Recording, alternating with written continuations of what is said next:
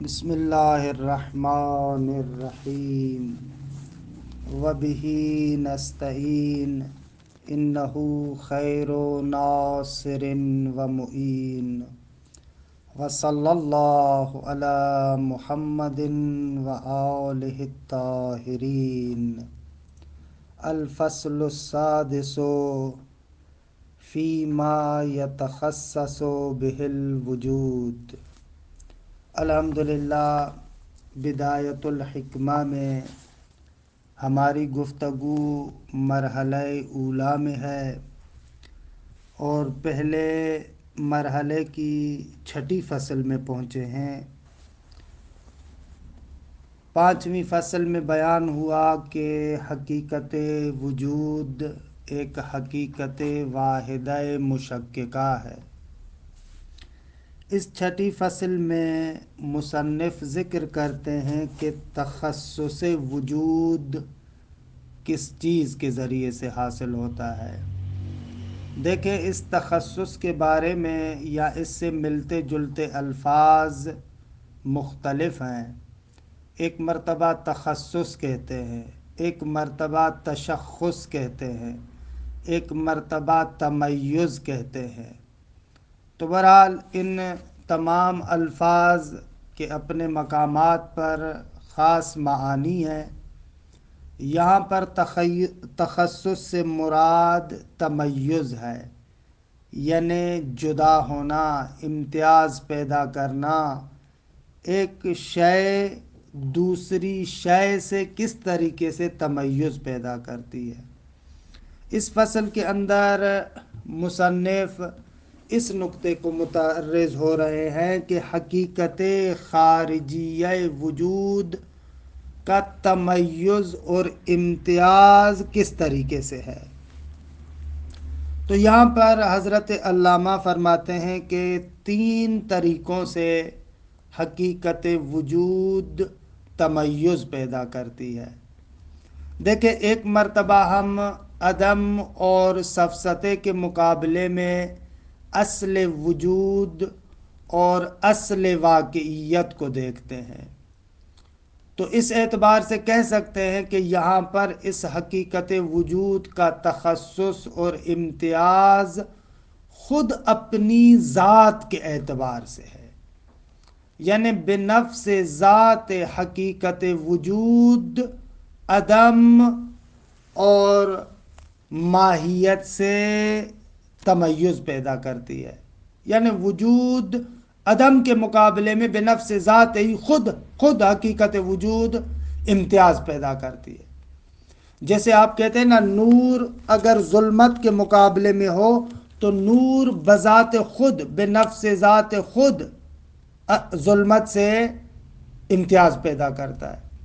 ایسے ہی حقیقت وجود خود اپنی ذات کے اعتبار سے عدم سے اور جو غیر وجود ہے یعنی ماہیت اور عدم اسے امتیاز پیدا کرتا ہے۔ ایک تخصص اس طریقے سے ہے۔ دوسری مرتبہ ہم کہتے ہیں کہ وجود تخصص پیدا کرتا ہے خود اپنے مراتب کے لحاظ سے، یعنی ہم نے جو کثرت طولی میں عرض کیا تھا کہ کیونکہ یہ حقیقت وجود ذات مراتب ہے تو ہر مرتبہ خود دوسرے مرتبے سے اور عدم سے جدا ہوتا ہے۔ مرتبے کے اعتبار سے ہر مرتبہ دوسرے مرتبے سے جدا ہوتا ہے۔ یہاں پر امتیاز دوسرا خود مراتب کے اعتبار سے۔ اچھا، تیسری مرتبہ امتیاز جو وجود پیدا کرتا ہے، جو ہم نے کثرت عرضی میں بیان کیا تھا کہ ہر مرتبہ وجود سے آپ ایک ماہیت کو انتزاع کرتے ہیں، تو اب اس ماہیت کے اعتبار سے ہر مرتبہ دوسرے وجود سے، کیونکہ وہاں پر دوسری ماہیت ہے، اس کے اعتبار سے بھی تمیز پیدا کرتا ہے۔ تو تیسرا تخصص اور امتیاز خود ماہیات کے اعتبار سے کہ آپ ہر مرتبے سے ایک ماہیت کو انتزاع کرتے ہیں، پھر اس ماہیت کے اعتبار سے ہر مرتبہ دوسرے وجود سے، کیونکہ وہاں پر دوسری ماہیت ہے، اسے امتیاز پیدا کرتا ہے۔ منتہا یہ جو امتیاز ہوگا یہ امتیاز عرضی ہے، کیونکہ حقیقتاً وہاں پر جو امتیاز ہے ان ماہیات متخالفہ کے درمیان ہے. ایک مرتبے سے ایک ماہیت کو انتزاع کیا، دوسرے مرتبے سے دوسری ماہیت کو انتزاع کیا، اور ماہیات ایک دوسرے سے جدا ہے. اور کیونکہ ہر مرتبے سے جو آپ ماہیت انتزاع کرتے ہیں وہ اس مرتبے کے ساتھ اتحاد رکھتی ہے، لہذا ہر مرتبہ دوسرے مرتبے سے جدا ہوتا. منتہا یہ امتیاز اور جدائی بالعرض ہے، درست ہے، حقیقی نہیں ہے، کیونکہ حقیقتاً جو امتیاز ہے ان ماہیات کے درمیان ہے، اور کیونکہ ماہیات خود ہر مرتبے میں اس مرتبے کے ساتھ اتحاد رکھتی ہیں، حکم و عہد المتحدین یسری الی الآخر کے باب سے ہر مرتبہ دوسرے مرتبے سے جدا ہوتا ہے. یہ امتیاز کا تیسرا طریقہ. اچھا، اس کے بعد مرحوم علامہ ایک خوبصورت نقطے کی طرف آتے ہیں. سوال کرتے ہیں کہ یہ جو وجود اور ماہیت ہے ان کا آپس میں کیا رابطہ ہے؟ یہ جو آپ کہتے ہیں کہ وجود ماہیت پر عارض ہوتا ہے، خوب ماہیت اور وجود کا آپس میں کیا ارتباط ہے؟ آپ جو کہتے ہیں الانسان موجودون، یہ وجود ماہیت پر عارض ہوتا ہے، ان کا آپس میں کون سا عروض ہے؟ ان کا آپس میں کون سا رابطہ ہے؟ اس رابطے کو سمجھنے کے لیے ایک نقطے کو سمجھے. ہمارے پاس ایک عروض مقولی ہے. خوب عروض مقولی سے مراد ہماری یہ ہے کہ جہاں پر دو چیزیں ہوتی ہیں، درست ہے، اور ان دونوں کے درمیان آپ عارض اور معروض کا رشتہ بناتے ہیں. خوب عروض مقولی میں جو معروض ہے اس معروض کو عارض پر تقدم رکھنا چاہیے. مثلا آپ کہتے ہیں، مثال دوں میں آپ کو، الانسانو ضاحکون یا الانسانو آکلون. خوب یہاں پر عروض مقولی ہے. یہاں پر یہ جو ضحک یا عقل انسان پر عروض پیدا کرتا ہے، یہاں پر ضروری ہے کہ وہ جو معروض ہے وہ اس عارض پر تقدم رکھتا ہو.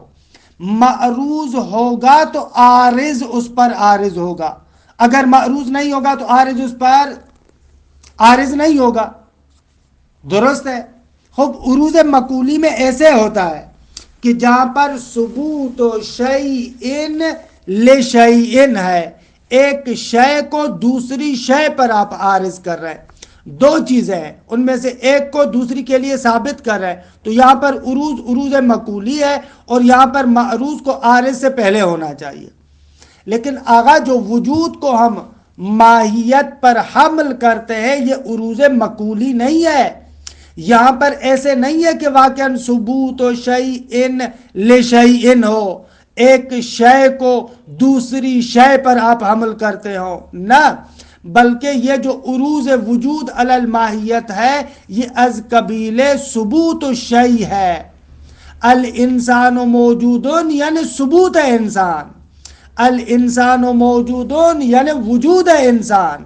دو چیزیں نہیں ہیں مستقل اور جداگانہ کہ ان میں سے ایک شے کو دوسری شے پر آپ حمل کرتے ہو، نہ، بلکہ ماہیت اور وجود کے بارے میں جیسے کہ ہم نے پہلے بھی عرض کیا تھا کہ ان کا رشتہ آپس میں یہ ہے کہ اصالت وجود کی بنا پر حقیقت میں جو چیز متن خارج کو تشکیل دیتی ہے وہ وجود ہے، وہ جو اصل متن کو تشکیل دیتا ہے وجود ہے، اور ماہیت اس متن کی حیث ہے، ماہیت اس متن کی وضعیت ہے، ماہیت اس متن کی چگونگی ہے.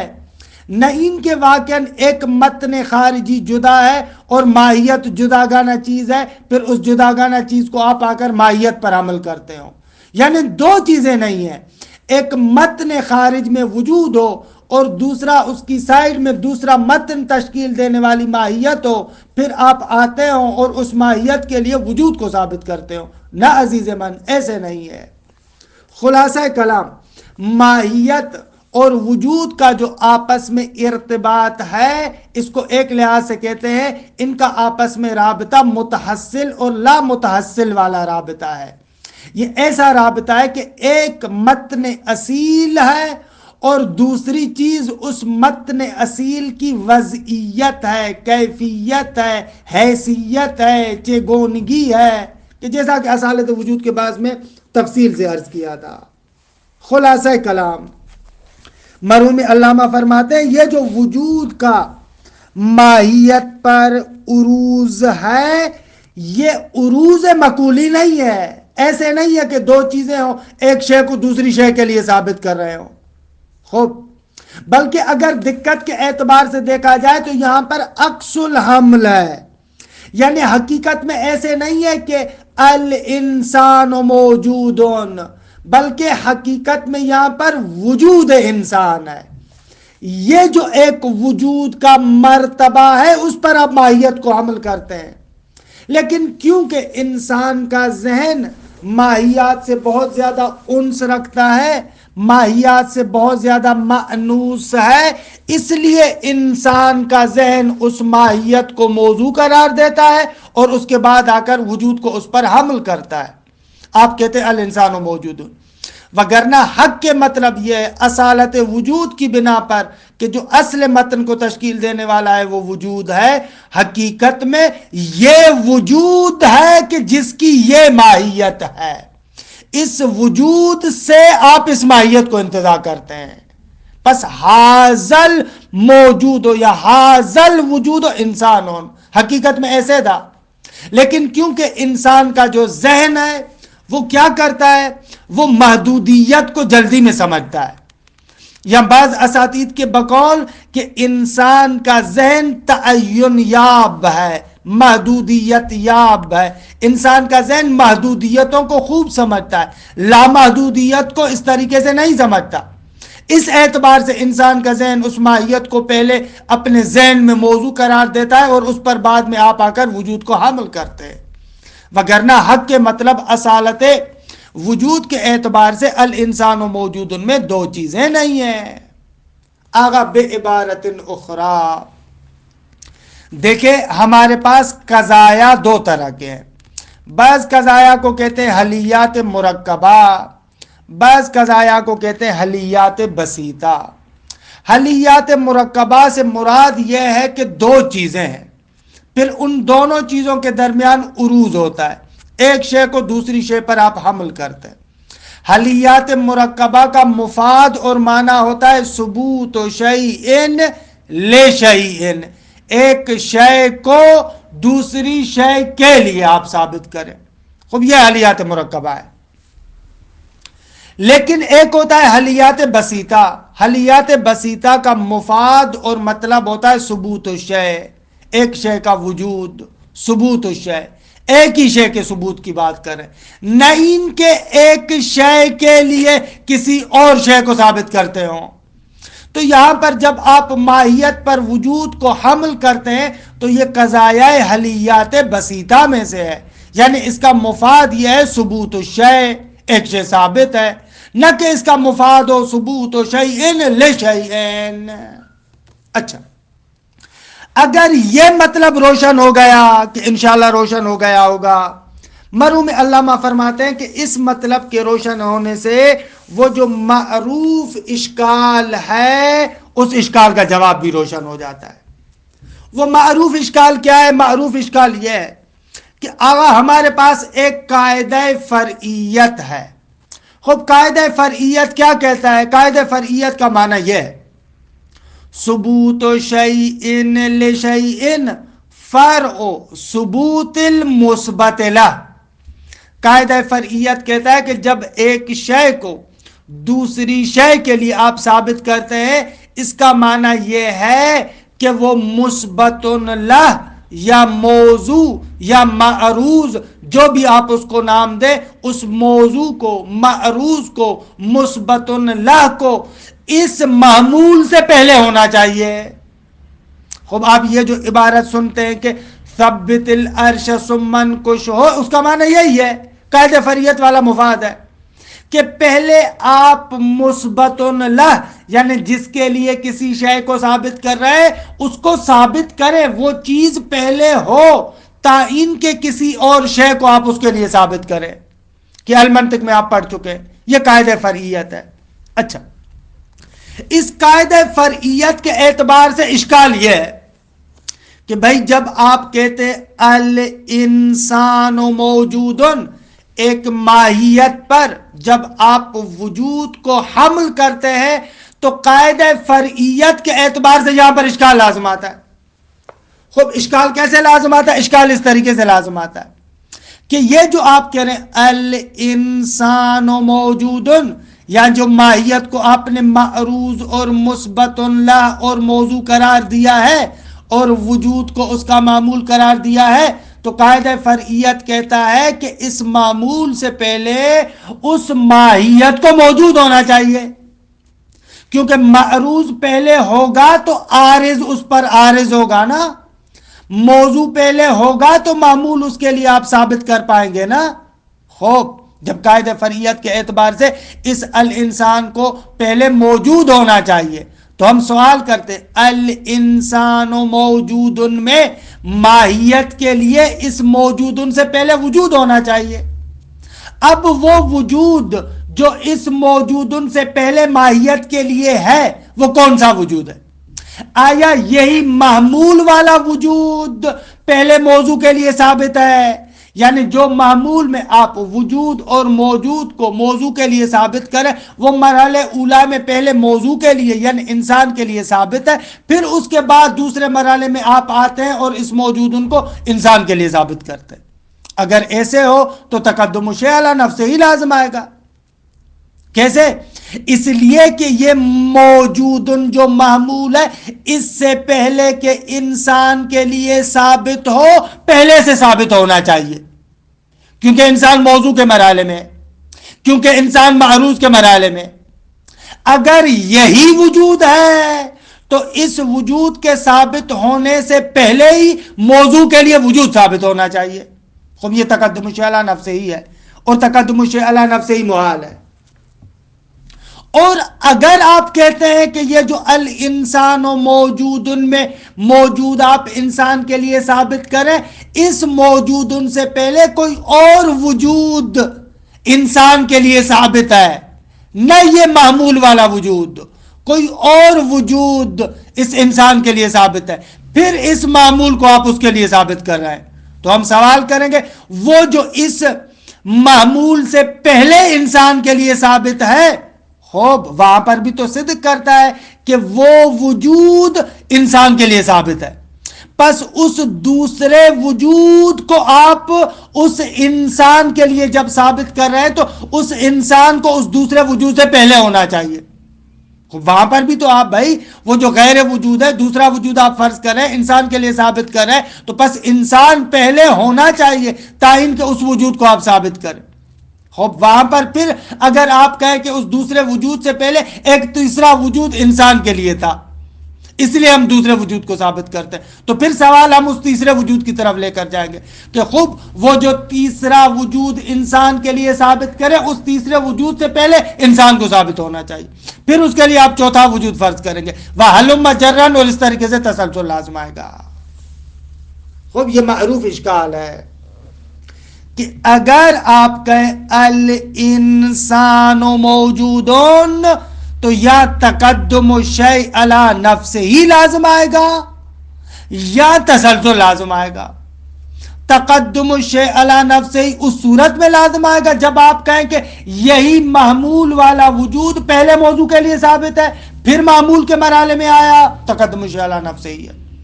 اگر معمول کے علاوہ ایک اور وجود ہے تو پھر اس اور وجود کے بارے میں عیناً یہی بات کریں گے، اس اور وجود سے پہلے انسان کے لیے وجود ہونا چاہیے، پھر جب وہ ہوگا تو پھر اس کے بارے میں یہی سوال کریں گے کہ اس وجود سے پہلے انسان کے لیے وجود ہونا چاہیے، وَهَلُمَّ جَرًّا تسلسل لازم آئے گا. خوب یہ معروف اشکال ہے. علامہ کہتے ہیں ہمارے بیان کے اعتبار سے تو اشکال کا جواب بالکل روشن ہے، ہمارے اعتبار سے اصلاً یہ اشکال وارد نہیں ہے، تخصصاً خارج ہے. بھئی کیوں تخصصاً خارج ہے؟ اس لیے تخصصاً خارج ہے کہ قاعدہ فرعیت کا مورد وہاں پر ہے جہاں پر قضیہ حلیات مرکبہ میں سے ہو، یعنی جہاں پر ثبوت و شیئن لشیئن ہو وہاں پر قاعدہ فرعیت کہتا ہے کہ معمول کے ثبوت سے پہلے موضوع کا ثبوت ہونا چاہیے. جب ایک شے کو دوسری شے کے لیے ثابت کرتے تو مثبت اللہ کو پہلے ہونا چاہیے، لیکن ہم نے کہا الانسان موجود میں تو اصلاً حلیت مرکبہ نہیں ہے بلکہ حلیہ بسیطہ ہے۔ اس کا معنی یہ نہیں ہے ثبوت و شیء لشیء، بلکہ اس کا مفاد ہے ثبوت و شیء، اور در حقیقت بھی یہاں پر عکس العمل ہے، حاصل موجود و انسانوں ہے، لیکن کیونکہ انسان کا ذہن ماہیت سے زیادہ انس رکھتا ہے لہذا پہلے اس نے ماہیت کو تصور کیا۔ خوب ہمارے مورد کے اعتبار سے، ہماری تعلیم کے اعتبار سے تو اصلاً اشکال ہی وارد نہیں ہے، اشکال کا جواب بالکل روشن اور واضح ہے۔ لیکن دوسرے لوگ بیچارے جو واقعاً اس تحلیل کو، اصالت وجود کو اس طریقے سے نہیں سمجھتے، وہ لوگ مجبور ہوئے ہیں کہ اس اشکال کے عجیب و غریب جواب دے۔ مثلا امام فخر رازی اس اشکال کا جواب دیتے ہیں کہ بابا درست ہے، قاعدہ فرعیت کے اعتبار سے ثبوت و شیء لشیء فرع و ثبوت المثبت لا، درست ہے کہ واقعا مثبت اللہ کو پہلے ہونا چاہیے۔ خوب لیکن امام فخر رازی کہتے ہیں کہ بھائی یہ عمومی قاعدہ ہے، لیکن ما من آمن الا وقد خص، علم اصول میں تو ہم نے پڑھا ہے کہ کوئی بھی عمومی قانون نہیں ہوتا مگر یہ کہ اس کو تخصیص لگتی ہے۔ خوب ہم کہتے ہیں قاعدہ فرعیت درست، لیکن اس مورد میں جب ماہیت کے لیے وجود کو ثابت کرتے ہیں یہاں پر تخصیص خور دے، اس کو تخصیص لگائیے، ہر مورد میں ایسے یہ سوائے اس مورد کے، خوب تخصیص لگاتے ہیں۔ ایسے جواب دیا امام فخر رازی نے کہ خوب آپ جانتے ہیں کہ یہ جواب بالکل ناقص ہے اور درست جواب نہیں ہے۔ اگر یہ جو آپ کہہ رہے ہیں کہ ما من آمن الا وقد خص، خوب یہ کہاں پر آتا ہے؟ خوب یہ وہاں پر آتا ہے جہاں پر قواعد جعلی ہوں، نقلی قواعد ہوں، اعتباری قواعد ہوں، وہاں پر آ کر تخصیص وغیرہ کی بات ہوتی ہے۔ لیکن جہاں پر قاعدہ عقلی ہو، قاعدہ عقلی تخصیص بردار نہیں ہوتا۔ آغا عقلیت الاحکام لا تخصص ہو، عقلی احکام میں تخصیص تھوڑی لگتی ہے، کیونکہ عقلی احکام میں محمول موضوع کے لیے عرض ذاتی ہوتا ہے، اور عرض ذاتی موضوع سے جدا نہیں ہو سکتی۔ یہ معروف عبارت جو حاجی کی ہے عقلیت الاحکام لا تخصص، اسی مطلب کی طرف اشارہ ہے کہ قوانین عقلیہ تخصیص بردار نہیں ہوتے، قوانین عقلیہ میں کسی جگہ پر تخصیص نہیں ہوتی۔ اگر قانون عقلی میں کسی ایک مورد میں آپ تخصیص لگائیں گے تو اس کا مقصد یہ ہے کہ وہ قانون اصلاً غلط ہے۔ اچھا، ہماری عادت ہے کہ ہم معمولاً جس شخصیت کا تذکرہ آتا ہے اس کے بارے میں تھوڑی بہت وضاحت کرتے ہیں۔ یہاں پر فخر رازی کا نام آ گیا ہے تو تھوڑا سا فخر رازی کے بارے میں بھی سن لیں۔ فخر الدین یہ محمد ابن عمرو ابن حسین رازی ہے کہ معروف ہے امام فخر رازی سے کہ یہ 6 اور 7ویں صدی میں، 7ویں صدی کے اوائل میں یعنی 606 میں اس کا انتقال ہوا ہے۔ امام فخر رازی اپنے زمانے کے فقیہ، متکلم، مفسر اور کسی حد تک آپ اس کو فیلسوف، فلسفی بھی کہہ سکتے ہیں، اور طبیب بھی تھا اور خطیب تھا۔ واقعا ہمارے معاشرے میں آج کل آپ خطیب دیکھتے ہیں نا، یہ اپنے زمانے کا بہت بڑا خطیب تھا، اسی لیے اصلاً اس کو کہتے تھے خطیب رازی۔ اور امام فخر رازی فوق العادہ ذہن جوال رکھتا تھا، واقعا یعنی اس کی معلومات کے اعتبار سے دیکھا جائے تو مختلف علوم میں اس کا جو تبحر ہے وہ غیر معمولی ہے، واقعا غیر معمولی ہے۔ اور اس بندے کی فلسفے کے بارے میں بہت ساری تصانیف ہیں، بہت ساری تصانیف ہیں، یعنی اس نے اشارات کی شرح کی ہے، ابو علی سینا کی جو الاشارات و تنبیہات ہے اس کی شرح کی ہے، شرح اشارات کے نام سے۔ اسی طریقے سے العین کی اس نے شرح کی ہے۔ اسی طریقے سے اس کی معروف اور مشہور کتاب فلسفے میں المباحث المشرقیہ ہے، یا اور بہت ساری کتابیں کہ جن میں اس نے اپنے افکار نقل کی ہے۔ لیکن جو سب سے بڑا مسئلہ ہے امام فخر رازی کے بارے میں وہ یہ ہے کہ امام فخر رازی کو امام المشککین بھی کہتے ہیں۔ کہ یہ بیچارہ ہر چیز میں شک کرتا تھا، تشکیک، ہر جگہ پر شک شک شک، بے انتہا شکاک انسان تھا۔ فلسفی میں نے کہا اس اعتبار سے کہ بالاخر اس نے فلسفے میں کام کیا ہے، وگرنہ حق کے مطلب یہ ہے کہ امام فخر رازی در حقیقت فلسفی نہیں ہے، بلکہ فلسفے کے اہم ترین ناقدین میں سے ہے، جس نے بہت زیادہ فلسفے مشاع پر اشکالات کیے، ان میں سے ایک شخصیت امام فخر رازی کی ہے۔ اور یہ بھی جو میں نے الاشارات و تنبیہات کے بارے میں کہا کہ الاشارات و تنبیہات بو علی سینا کی جو کتاب ہے اس کی اس نے شرح کی ہے، حقیقت یہ ہے کہ وہ شرح نہیں ہے بلکہ وہ الاشارات و تنبیہات کی جرح ہے۔ جگہ جگہ پر بو علی سینا پر اعتراضات کرتے ہیں، اسی لیے دیکھتے ہیں کہ اس کے بعد خواجہ نصیر الدین طوسی جب آتے ہیں وہ الاشارات و تنبیہات کی شرح کرتے ہیں بو علی سینا کی اس کتاب کی، تو وہاں پر آ کر جگہ جگہ پر امام فخر رازی کے اعتراضات کے جوابات دیتے ہیں۔ بلکہ معروف ہے کہ اگر خواجہ نصیر الدین طوسی نہ ہوتے تو امام فخر رازی فلسفے کو کھا جاتے۔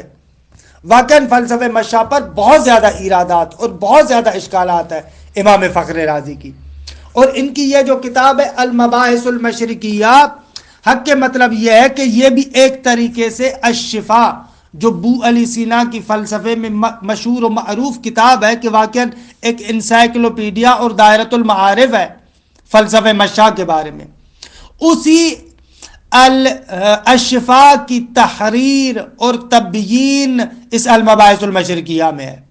یعنی اگر آپ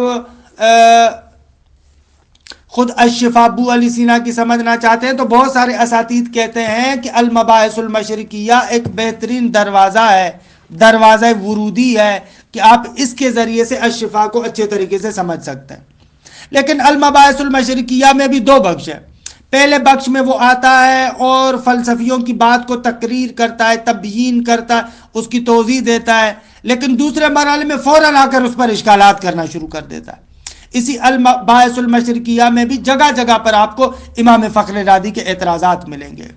لیکن علی ای حال بقول استاد شہید مرزا مطہری کے کہ فلسفے کے تکامل میں، فلسفے کے ارتقاء میں امام فخر رازی کا بہت بڑا کردار ہے۔ امام فخر رازی کا کردار یہ ہے کہ اس نے فلسفے پر مختلف اشکالات کیے، مختلف اعتراضات کیے، اور بعد والے محققین آئے اور ان اعتراضات اور اشکالات کے جوابات دیے اور تحقیقات پیش کی، اور اس طریقے سے فلسفے میں ایک رونق آئی، فلسفے کے اندر ایک ارتقاء آیا، ایک تکامل آیا۔ تو بہرحال امام فخر رازی کی ایسی شخصیت ہے کہ خوب ایک دو اعتراضات اور ہیں کہ ان اعتراضات کے جوابات کو انشاءاللہ پھر ہم کل پر رکھتے ہیں۔ اس عبارت کے ٹکڑے کی تطبیق کر لوں میں۔ الفصل السادس فیما یتخصص بہ الوجود، اس شے کے بارے میں کہ جس چیز کے ذریعے سے وجود تخصص پیدا کرتا ہے، کہ عرض کیا کہ تخصص سے مراد یعنی وجود امتیاز پیدا کرتا ہے۔ تخصص الوجود بوجوہ ثلاثہ، فرماتے ہیں کہ وجود جو تخصص پیدا کرتا ہے، تمیز پیدا کرتا ہے، امتیاز پیدا کرتا ہے تین طریقوں سے۔ احدھا، ان وجوہ ثلاثہ میں سے ایک، تخصص حقیقت الواحدۃ الاصیلہ بنفس ذاتہا القائمۃ بذاتہا، آغا اس وجود کی جو حقیقت واحدہ ہے اس کا امتیاز پیدا کرنا بنفس ذاتہا، خود اپنی ذات کے ذریعے سے۔ حقیقت واحدہ اصیلہ خود اپنی ذات کے ذریعے سے تمیز پیدا کرتی ہے، بنفس ذاتہا، بذات خود اپنی ذات کے ذریعے سے امتیاز پیدا کرتا ہے۔ القائمۃ بذاتہا، وہ حقیقت واحدہ اصیلہ جو ذاتاً قائم ہے، بذات قائم ہے۔ بذات سے مراد یہ ہے کہ یعنی اس کو قائم ہونے کے لیے کسی اور واسطے کی ضرورت نہیں ہے۔ خوب،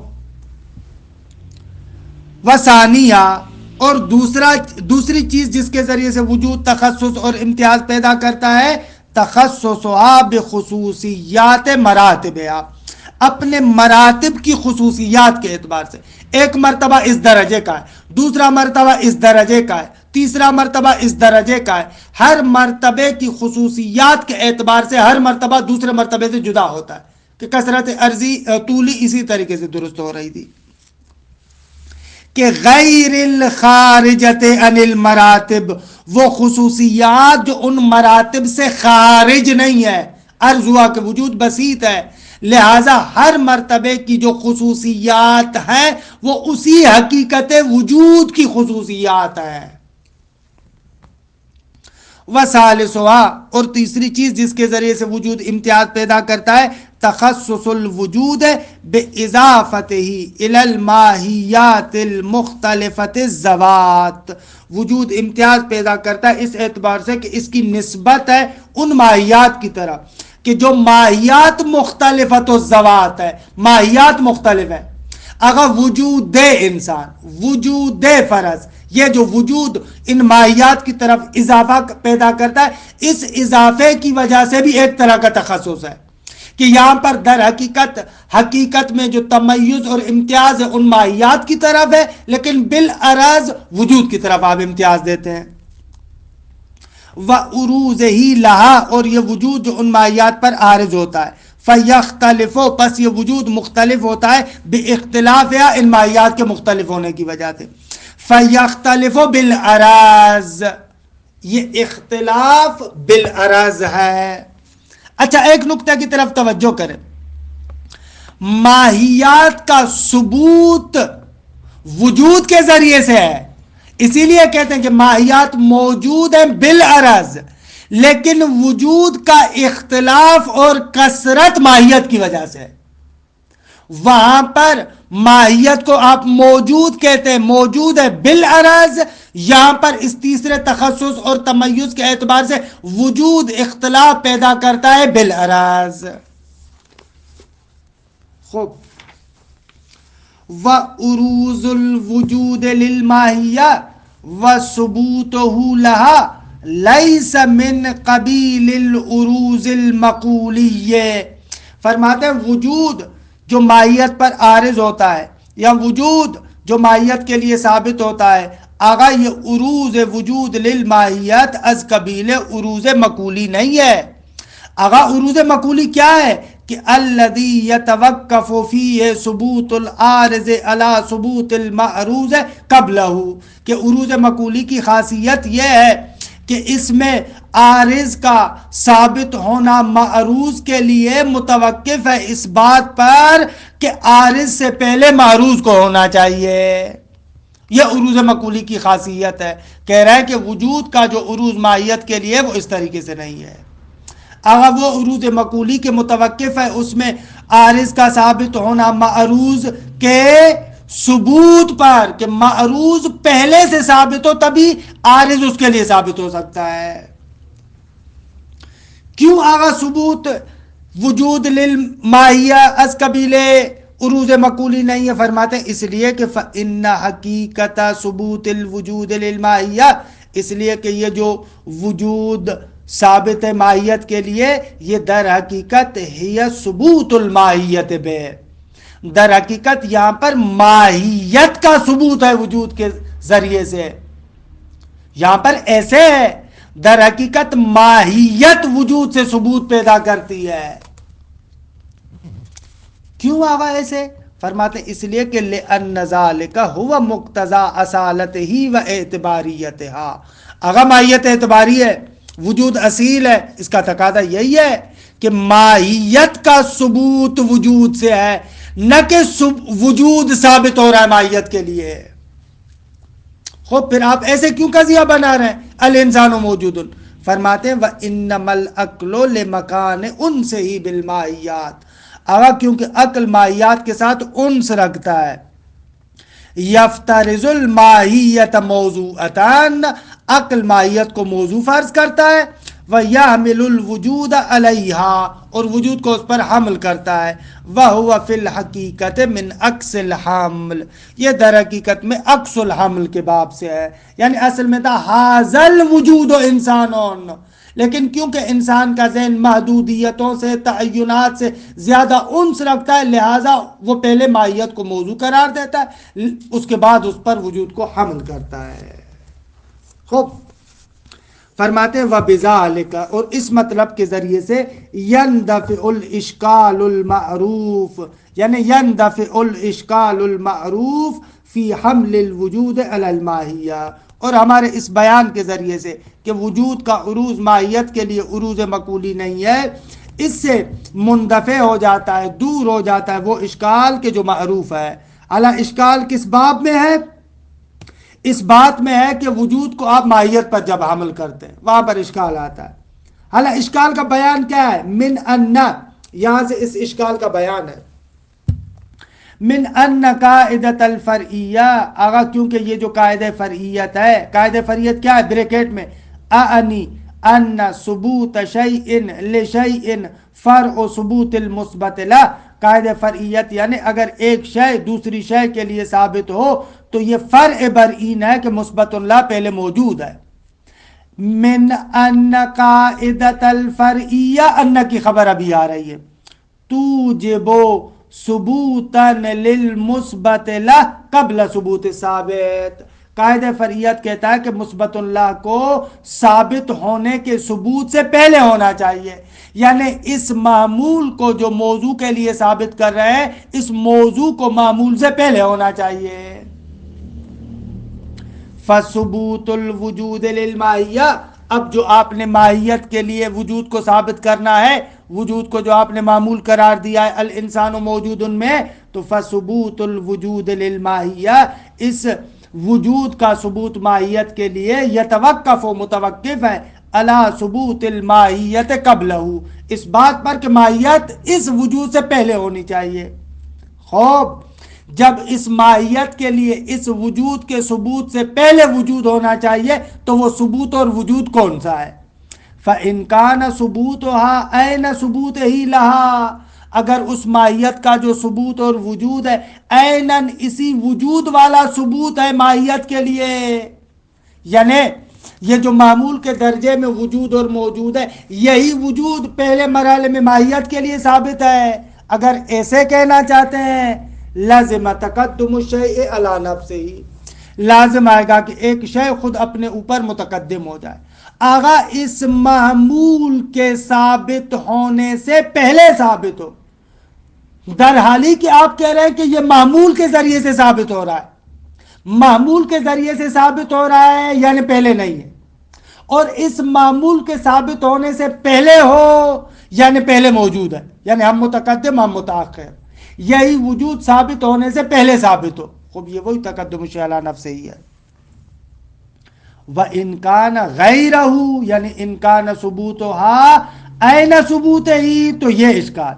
وَإِنْ كَانَ غَيْرَهُ، اگر اسی وجود کا وہ غیر ہے یعنی دوسرے وجود کی بات آپ کر رہے ہیں، تو توقف ثبوتہ لها علی ثبوت آخر لها، تو پھر اس وجود کا ثبوت اس ماہیت کے لیے متوقف ہوگا علی ثبوت آخر لها، تو اس دوسرے وجود کے ثابت ہونے سے پہلے بھی پھر اس کے لیے ایک اور ثبوت ہونا چاہیے۔ وَهَلُمَّ جَرًّا، اور اسی طریقے سے چلتے رہے، فَيَتَسَلْسَلْ، تسلسل لازم آئے گا۔ خوب، علامہ کہتے ہیں وَقَدْ اضْطَرَّ هَذَا الْإِشْكَالُ بَعْضَهُمْ، کہ یہاں سے عبارت کو کل دیکھیں گے۔ وصلی اللہ علی محمد وآلہ الطاہرین۔